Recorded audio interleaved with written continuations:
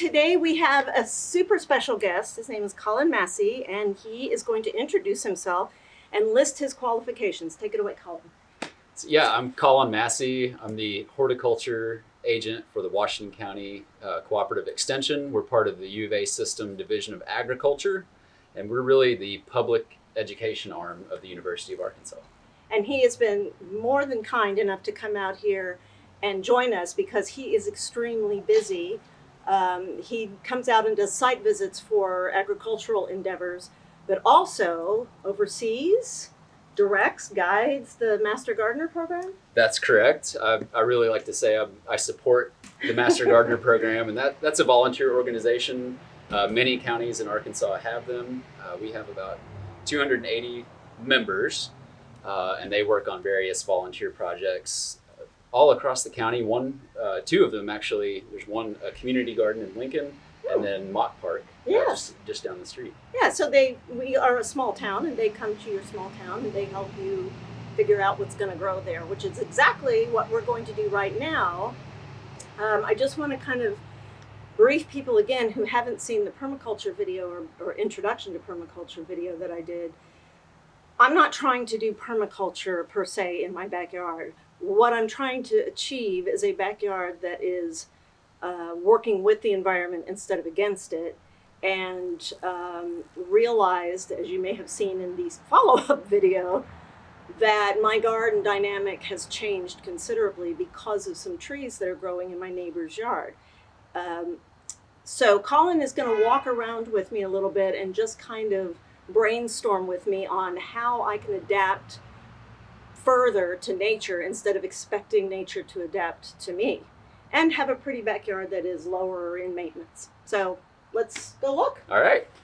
So I was explaining to you that this is our former vegetable garden, and I'm just slowly trying to think of new ideas and themes to go with it. But again, the shade now, right now it doesn't look so bad. But in the summer, when it's all leafed out and the trees behind us, this is all shaded. We might get 2 or 3 hours a day. So what would you recommend for an area like this, a backyard like this? What are your thoughts? Right. So again, just looking at the trees and considering in the summer that the sun's more directly overhead versus now it's starting to sink on the horizon, you're looking at really limited sunlight, maybe at max probably 3 to 4 hours. Right. So that's going to really limit you on your spring and your summer plantings with regard to vegetables and fruits. Gotcha. Most of those are requiring at least 6 to 8 hours of direct sun.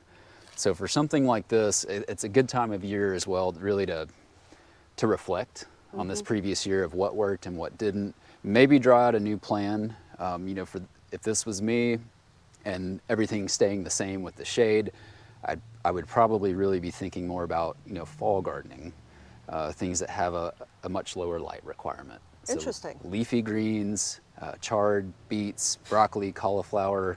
And if I don't want to mess with vegetables and I just want to do filler, things that will prevent me from having to mow too much? Certainly.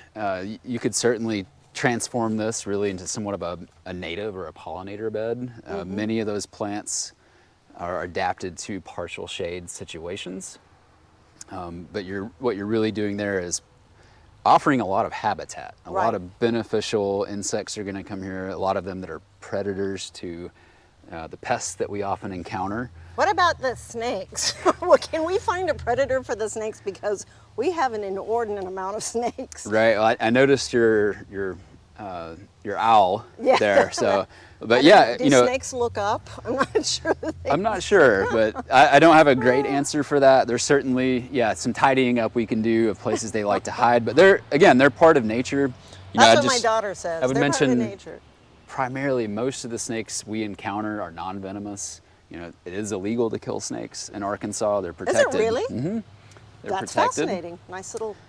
And many of them, are predators of other snakes and varmints, vermin, things like that.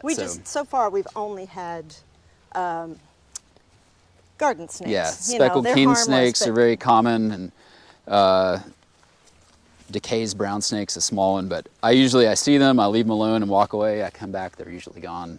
So I consider Yeah. them a benefit. So the other point that I wanted to get your help on today, now that it's autumn, now that everything's dead, basically, not dead, but you know, Going into dormancy. going into dormancy. Right. It's very obvious that I have a Bermuda grass problem. It is the bane of my life, and Colin informs me it's the bane of every Arkansas gardener's life, so I don't feel so bad. Any recommendations for dealing with this miserable stuff? So certainly, it's a difficult weed to control. You've obviously tried it. It's worked in some places where appears it's been less sunlight.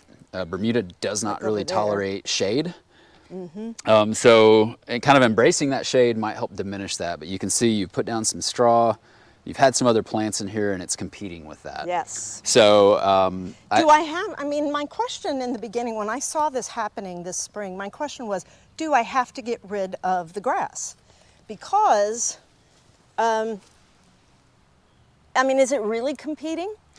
It can be very competitive, especially with young plants. You think about like new plantings of fruit trees or new plantings of something like blackberry. It can really steal a lot of nutrients when you're trying to establish that plant. So it's a weed. I mean, it's not a native plant. Anything can be a weed, you know, something that's grown where you don't want. A lot of people see native plants and wildflowers as weeds. You know, it really matters on your perspective, but it's really just, it's messy. It's another task that you have to do to get into the garden. So there are, you know, we operate on what's called integrated pest management. It's a tiered approach to any kind of pest, whether that be an insect or a weed or a pathogen. Plant. Right. And so the first is like cultural control. You know, let's take the apple, for example. We're going to try to choose an apple variety that's resistant to common diseases that we have here. Our next tier would be, you know, biological control. Is there a natural predator for that pest? Mechanical control would be the third. We're actually coming in and trying to remove that by hand. That's difficult with Bermuda. That is really difficult. It's got a good root structure. It sends out runners. It can root at the nodes. And then, so our final tier, our last resort, would be chemical intervention. Right. And in this case, you know, this time of year, a lot of other things are dormant. These are going to be cut back. If that's part of your philosophy, it's a time that you could possibly treat this with something like glyphosate or Roundup. Or if you still have broadleaf plants in there that you're trying to protect, there is an over-the-top grass killer. That's often called post-sethoxidum, where it's only going to affect grass. It's not going to affect broadleaf plants. So that might be an option too. So back to the chemical intervention, because I tried that. So I came out with a spray bottle and I sprayed vinegar and dish soap. That didn't work. Nothing kills Bermuda. I tried Roundup because my son, who's an arborist, said Roundup is not toxic to the soil. It's only toxic on the leaves of the plant, right? So it kills that way. That didn't work either. I mean, I was shocked. Yeah, so sometimes repeat applications are required. I did many. And what, you know, let's just think about a couple of things that you said. So we've got to think about the chemistry when it comes to you know, everything's chemical. Water's a chemical. They all have different toxicity, but one, you know, glyphosate doesn't have very much soil activity, if any. If it just falls on the soil versus a plant, if it's exposed to thermal energy, you know, sunlight, microbes, and moisture, it breaks down relatively fast, you know, quite quickly. The issue with something like vinegar, which is a chemical, it's comprised of acetic acid, it can burn a plant. But it's, you know, when we talk about pesticides or herbicides, you have to think, is it systemic or is it a contact? Right. So contact, it only is going to affect what it touches. Something like glyphosate, the active ingredient in Roundup, is systemic. It moves throughout, translocates throughout the plant, and will end up killing the root. That's a good thing. Right.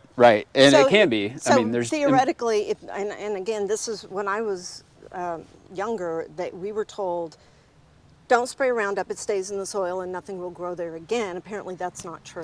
it's not right. It needs plant contact, and again, it's going to break down rather quickly in the soil. But, you know, we want to make sure we're using it responsibly, that we're not, again, that it's our last resort. Right. The issue with something like Roundup is also it's broad spectrum. Yes. It affects grass, it affects broadleaf plants. So if you have other things around, It's gonna, that yeah. that may not be the tool that Yeah, you want don't to pull out of the overspray. toolbox. I learned that right? the hard way. And there are some situations where that can be avoided. So you can sometimes buy this that has a little hood or a funnel on it if you're Right. trying to spot spray small areas. I used a piece of cardboard, and that was 80% effective. Yeah, and so with something like vinegar, usually you're needing something more concentrated than you're just going to find in the cupboard. And Yeah, the sometimes cupboard one didn't work. 10 to 20%, which can be hard to find, but it's also something you're not going to want to be breathing. Interesting. You're kind of maybe needing even to use more of that. If you're needing a 20% solution of vinegar, again, it's only going to burn what's there. It might make it go away for a while, but it's going to come back. It made it turn. So if Yeah. you look, it made it turn a little brown. I'm in the shade. Yeah, it'll brown it, it'll burn it, but it's not going but it to didn't kill it. kill the root.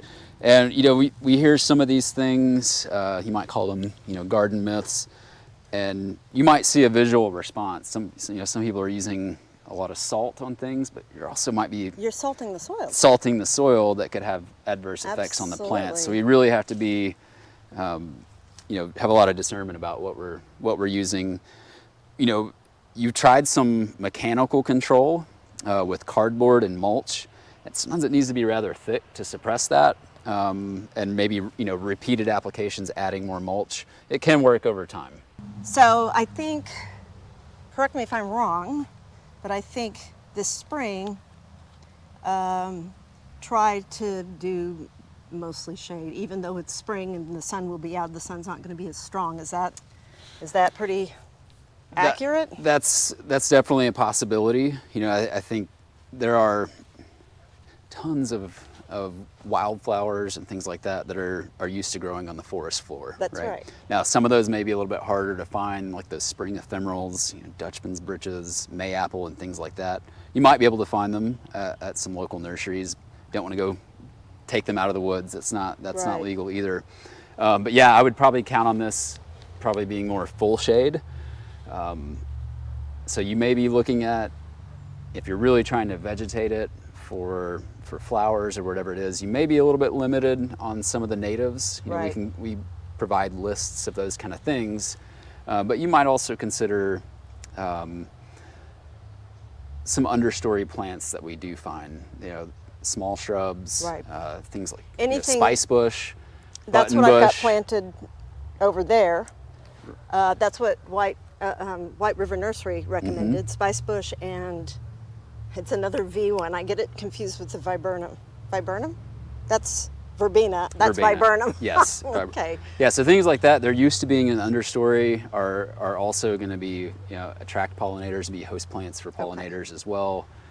And you might even, if you're looking at going into other trees, there are certainly some understory fruit producing trees that may be employed here with some of the, the larger, the oaks and the sycamore that you have. Things like pawpaw. It's the largest Interesting. native fruit to the U.S. I read about pawpaw a few months ago. Extremely interesting plants, really large fruits. It's kind of like a cross between a mango and a banana, but an understory tree that does fine in shade. It will produce better if it gets some sunlight after the first year. Another one that I really love is serviceberry. It has a lot of different names. Yes, People I've call heard it of it, but I don't. service or Juneberry, because they ripen in June. It looks like a little blueberry. How big do they get? As far as the tree size, again, they're a smaller understory tree. Think about like a dogwood. Right. And they tend to flower a little bit before dogwoods do. Gotcha. A small white flower. So about that size, a small tree, large shrub. Right. So it would do well in that area. Most of the ones I've seen over are under the big trees. in between the size of what you have here with this apple and the peach. But it's certainly something, if anyone's in this situation, you're planning on starting a garden, this is a really good time of year to walk your property, observe the light, here in the fall, in the winter, and in the spring and summer, to see where that hits. Do you have adequate sunlight or Right. space for this, or do you need to go a different direction? I also think it's a great idea to do what's called an umbrella survey. Yeah. Is to get out when it's raining Oh, and yeah, take a there look you at go. how the water drains across your property and how the soil drains. Yep. I'm looking for low spots or ponding water. That might be an area I want to avoid if I'm going to be putting in a garden.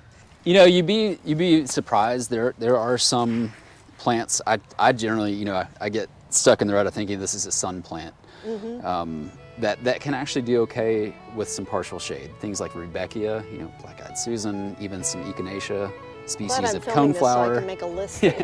Yeah, some coneflower can do okay with a little bit of shade as long as, you know, again, they're getting 3 to 4 hours of sun